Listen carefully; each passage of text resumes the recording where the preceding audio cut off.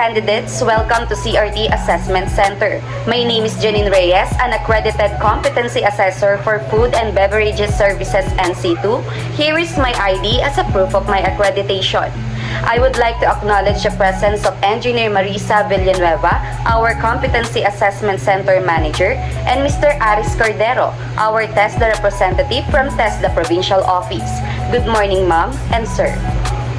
Candidates, do not worry about their presence because they are just here to oversee the conduct of competency assessment and to check if the conduct is in accordance with the prescribed competency assessment methodology and procedures. They will not assess you. Before we start, I would like to check your attendance. Please sign here. As I call your name, kindly submit your admission slip. Miss Crisel J. Yago, Mr. Roland Gray Ponce, Miss Yago, I have noticed that your picture in the admission slip and your application form are different. Can you give me a similar picture? Thank you.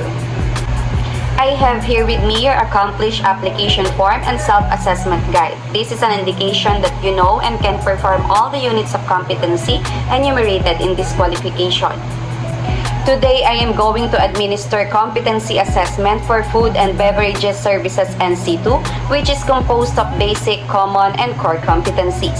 The core competencies are preparing the dining room or restaurant area for service, welcoming the guests and taking food and beverage orders, promoting food and beverage service to guests, providing room service, and receiving and handling guest concerns. To determine your knowledge and skills and attitude for this qualification, you will be assessed through written exam, demonstration, and oral questioning. Food and Beverage Services NCII has full qualification where you are required to perform the following tasks: table napkin folding, table setup, welcoming the guest, wine presentation, providing room and telephone services, and reservations. The result of the assessment can either you are competent or not yet competent.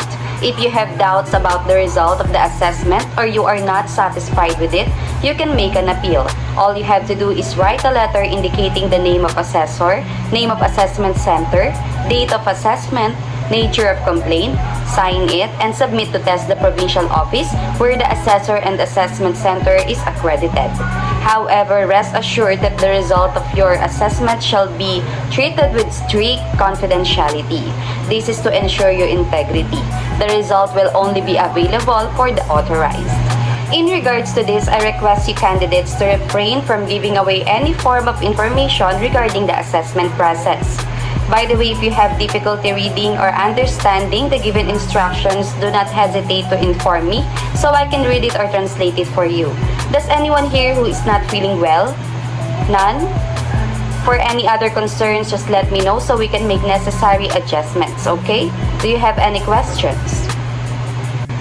In this center, we have different areas. In this room is for written exam and oral questioning. Just outside is the waiting area. At the end of the hallway is our canteen where you can take your meals during break.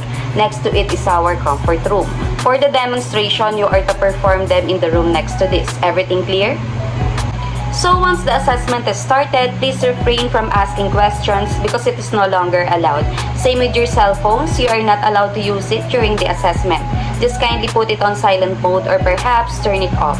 Food is also not allowed here in the assessment area. Eating is strictly prohibited. So any other concerns? If none, I will give you a short break. Please come back after 10 minutes. Okay, welcome back candidates. Please settle to your seats. I am going to administer the written test. Here are the questionnaires. Please get one and pass. Please do not write anything on the questionnaires. Here are the answer sheets where you should put your answers. Please read the instruction carefully. Everything clear? You may start now. Okay, time is up. Now I will assign your numbers. Miss Crisel, you are candidate number 1, and Mr. Roland, you are candidate number 2. Here are your specific instructions. Please read them carefully. Do you have any questions? If none, let us proceed to the demonstration area.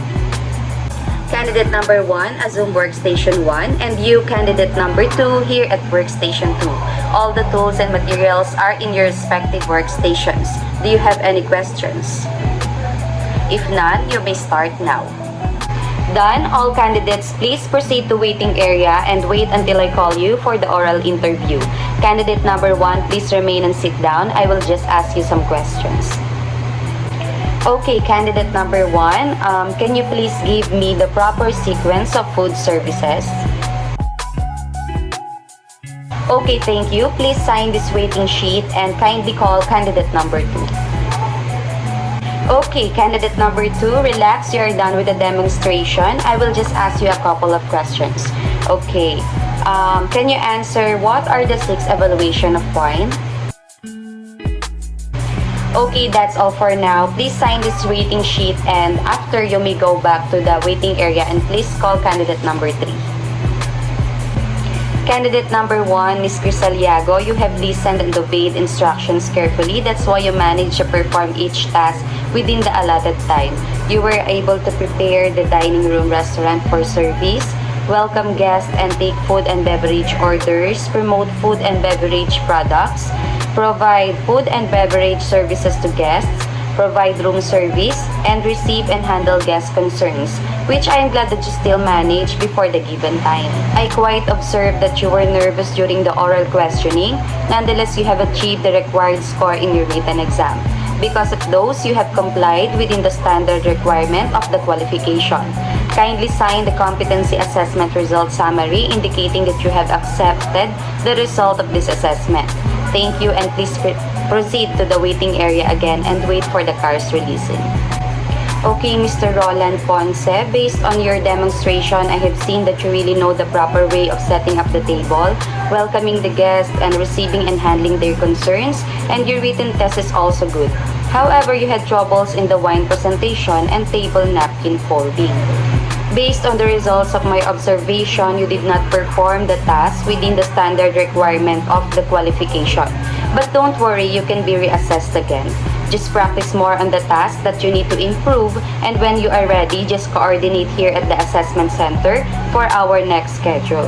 And don't worry, you will be reassessed on the part of the activity that you did not complete successfully. Kindly sign the competency assessment result summary indicating that you have accepted the result of the assessment and proceed to the waiting area for the cars releasing. Okay, candidates, I will be distributing the evaluation form. Kindly answer all the items to evaluate me as your assessor as basis for improving my performance. And when you're done, kindly submit it forward. Thank you. Ma'am Villanueva, CAC Manager, out of 10 candidates, 8 are competent and 2 are not yet competent. Here are the documents for your filing and signature. Thank you. Candidates, I have submitted the assessment result to the center manager. Your cards will be given to you later. For those who are competent, you may claim your national certificate at the TESDA provincial office located at Palayan Business Hub after 5 working days. Bring with you your cards, passport size picture in white background, and in colored shirt and 50 pesos for the certification. Thank you so much and have a nice day.